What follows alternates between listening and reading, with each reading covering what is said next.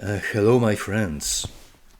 I would like to share with you today one of my spiritual visions that happened to me when I was 19 years old.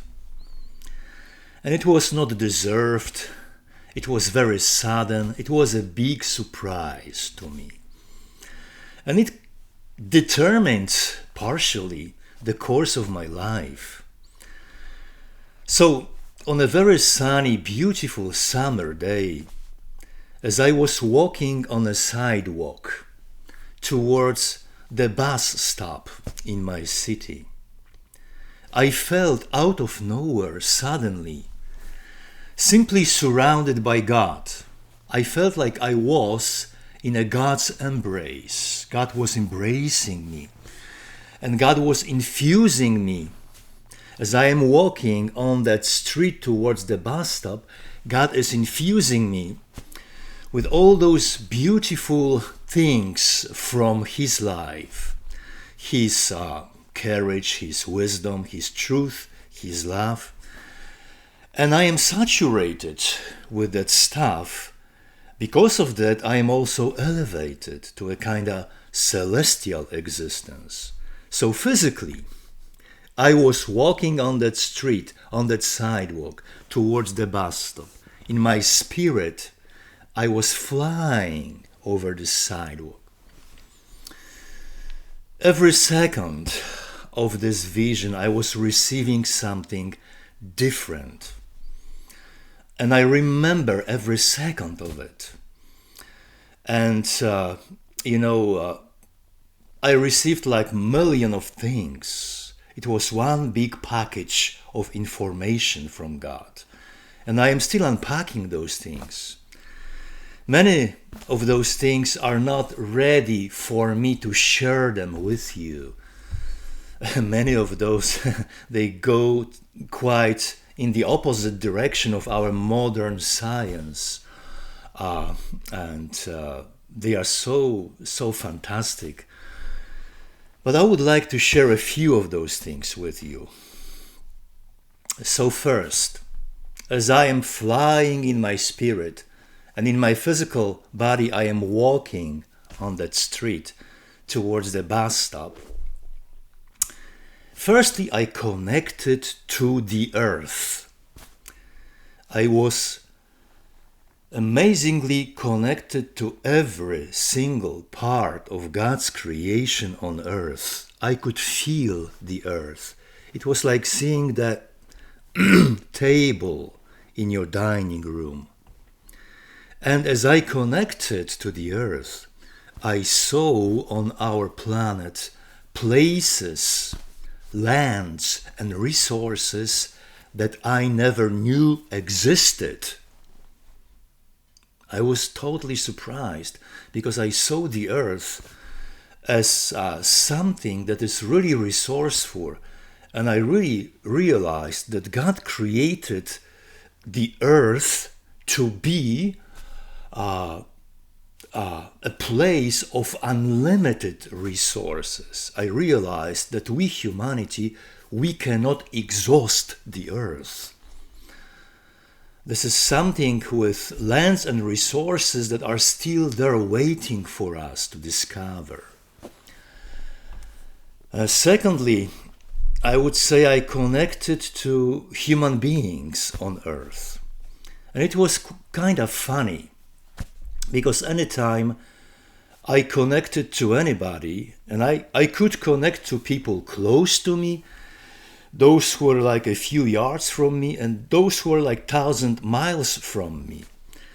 As I was connecting to those people and to different families, people living in different cultures, I realized that I could see in the people I connected to their problems, but at the same time, I saw the resolutions for those problems in those people, in their souls. I saw their problems and the resolution to their problems in their souls.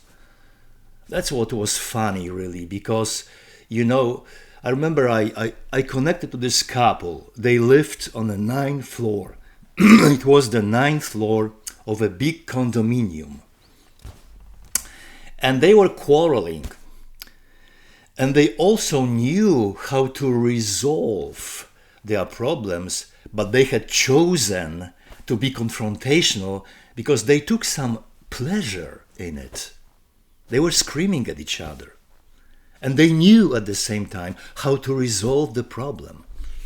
I connected to this beautiful girl in front of me. She was smiling at me. She knew probably what was going on with me at that moment. So that's the second thing. Then after many things, many different experiences with many people, I was taken in my spirit to the park in my city, the place I really loved. And I was flying over this park, in my spirit, still physically walking towards the bus stop. And I realized that the people who were there in this park, they went there because they needed some kind of refreshment, regeneration of their spirit. They needed help. I also realized that God created places like that park, on our planet. Everywhere, in every nation and culture, places where people can regain their strength, where people can feel some peace, where people can be reconciled with their lives. So then when I was flying over this park, I looked south and I saw the entire continent of Australia, the entire continent. And I connected to every person in this country, in Australia, and connected to every part of environment over there. I realized that the level of honesty of people in Australia was the highest, that time the highest on the planet. The level of love was not that high though. And I also had this intuition that something beautiful was going to be born in Australia. Beautiful and very resourceful as for the future of humanity. Many things like that were happening to me throughout this vision. And, at the end of that, I decided to ask God to stay in this state of mind and heart and soul forever. So I decided to beg God, please God, let me be like that forever. Let me stay like that forever, even if it takes my death. I wanna stay here with you. And the moment I formulated this request, I also realized that because I did it, this vision would be taken away from me. You see, I was trying to conjure my own plan. I was trying to push God. I was trying to tell God what to do with my life in that moment. Do not do that when you are close to God. Do not come up with your own plan. Try to be on the receiving end. You receive graces from God. Stay there. Do not push God to do something that may not be in His plans. That's what I did. I conjured my own plan, thinking that this is God's will for me. Okay? And that vision was taken away from me. I even saw a statement. It was a sentence in my soul, and the sentence was like that: the moment you touch this bus stop, this vision will be taken away from you. And surely, I touched that bus stop and vision was gone. I was an average Joe once again, a normal human being. You see, it was 12 minutes only of me walking physically and spiritually flying. Yet I learned a lot about God, about myself, about my heart, my real desires. First of all, let us understand things about God. When God is coming to you, and when God tries to communicate himself, it is always non-directional. God is not coming from a certain geographical point to a certain place on your physical body. Like many people say, to your head, to your mind, to your heart, to your shoulder, wherever God comes. No. When God is coming, it feels like you are in love, equally intense from every direction. This is like you standing in a physical light of the sun. This light surrounds you. God is coming to you from every single direction. God is connecting to every single place on your physical body.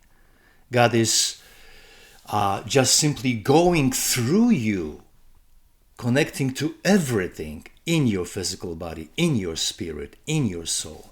That's why I would say it is non-directional. God surrounds you.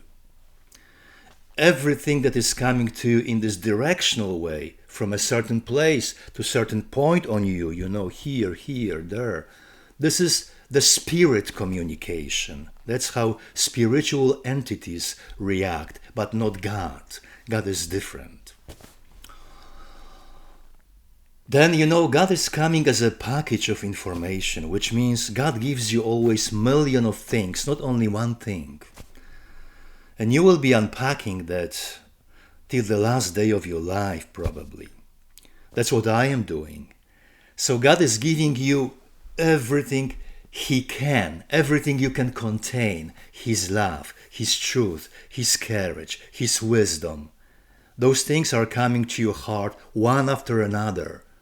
And you see it as a beautiful substance that enhances your life.